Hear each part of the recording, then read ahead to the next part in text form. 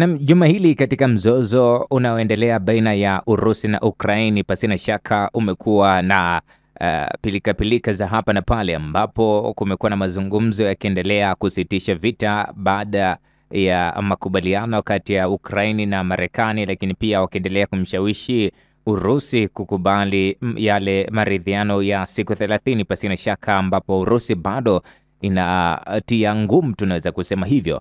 Juma hili tumeona Rais Donald Trump akizungumza na Rais wa Urusi Putin, lakini pia akizungumza na Rais wa Ukraine Zelensky pasina shaka, lakini bado mambo hayajasimama na kuamuriwa kwamba kipi sasa kifanyike kwa wakati huu. Lakini wakati huu tunatarajia pia juma lijalo mazungumzo yanaendelea kule Saudi Arabia katika kuangazia hizo siku 30 za makubaliano ya kusitisha vita huko kati ya Urusi na Ukraine.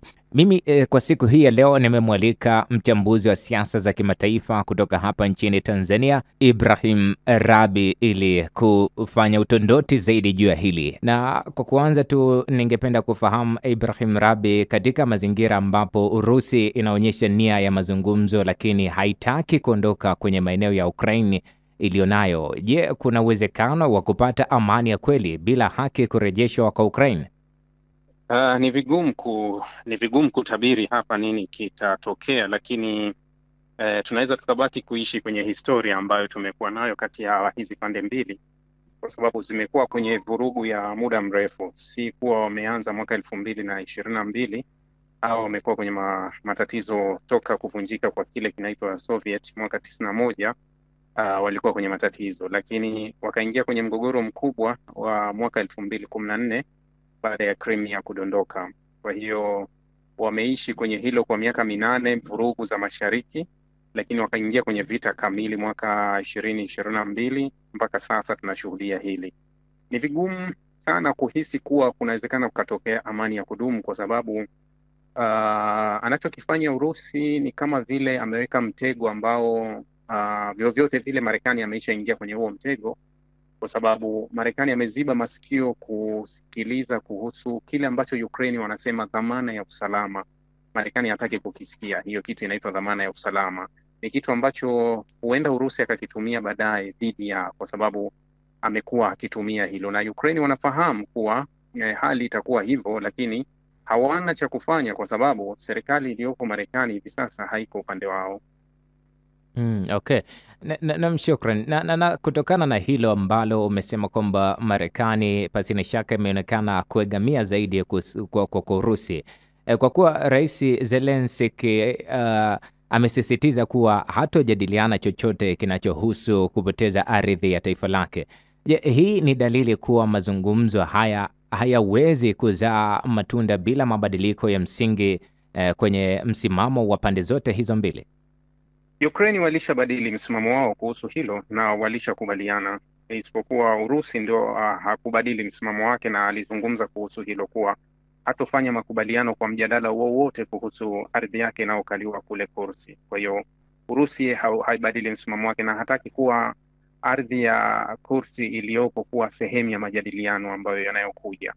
Ukraine kwa pressure ya Marekani ambaye amekuwa nyuma yake, tayari alikuwa kaisharidhia kupoteza 20% ya ardhi yake, lakini alichokuwa kidai ni usalama wa baadaye. Ndio kitu ambacho amekuwa kikiomba kwa Marekani, lakini kwa sababu Marekani kwenye hili swala na sera ya Trump ya Make America Great Again ni sera ambayo inachotaka ni kuchuma zaidi kwa Marekani. Haijalishi unakichuma kwa nani, kwa halali, kwa kumdhulumu, kwa vyovyote, lakini wewe unachuma zaidi. Kwa hiyo Marekani ya sasa inatazama zaidi mifuko ya Ukraine, inatazama zaidi madini ya Ukraine yaliyopo. Ndio maana wanaona kuwa hawana njia nyingine, na Ukraine anafahamu kabisa hana backup yoyote ya nguvu.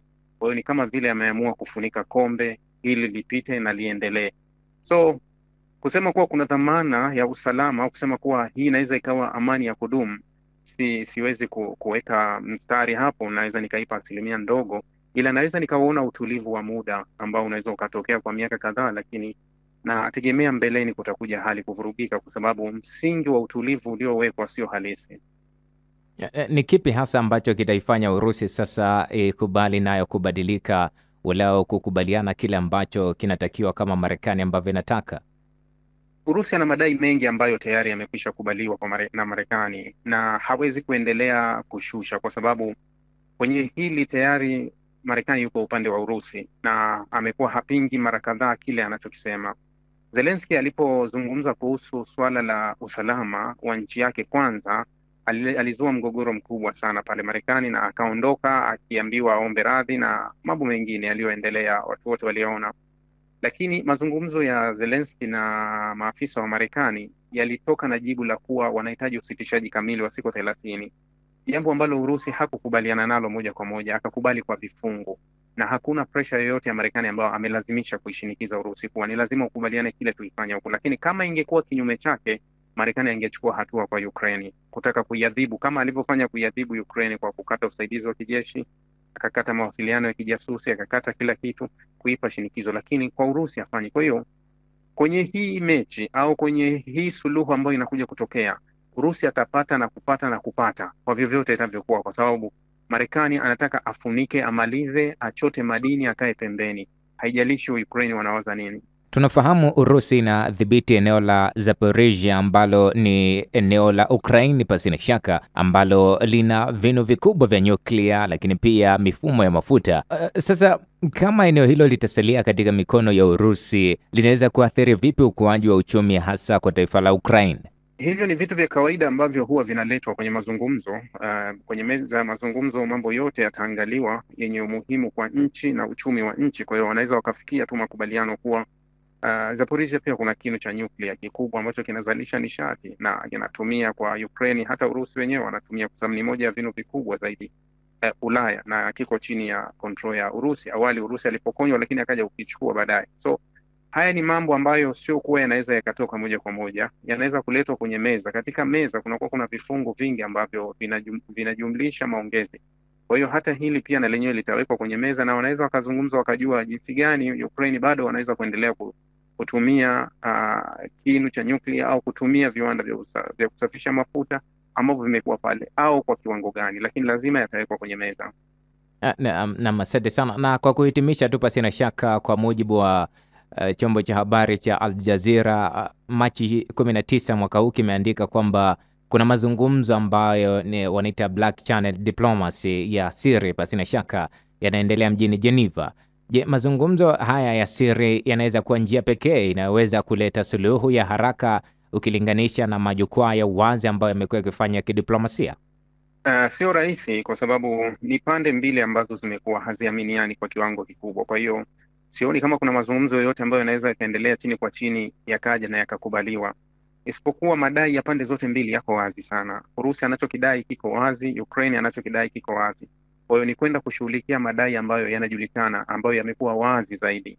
Lakini madai ambayo yamekuwa yakikubalika kwenye meza yanaonekana ni madai ya Urusi, kwa sababu Urusi yuko upande wa Marekani na Marekani kwa upande wa Urusi, ila madai ya Ukraine mara nyingi yamekuwa yakiwekwa chini ya meza. Kwa hiyo tunaweza tukaona usitishaji na ambao utakuwa wazi, na hata hayo mazungumzo wanayoyafanya kwa chini ya watu wa Ulaya na wengine bado yanaweza yasiwe na maana yoyote, lakini tutakuja kuzungumza vitu ambavyo vitakuwa wazi zaidi. Na shukrani sana Ibrahim Rabi kwa kunipatia wasaa wako kuzungumza, kufanya utondoti zaidi juu ya kile kinachoendelea baina ya Urusi na Ukraine. Shukrani sana.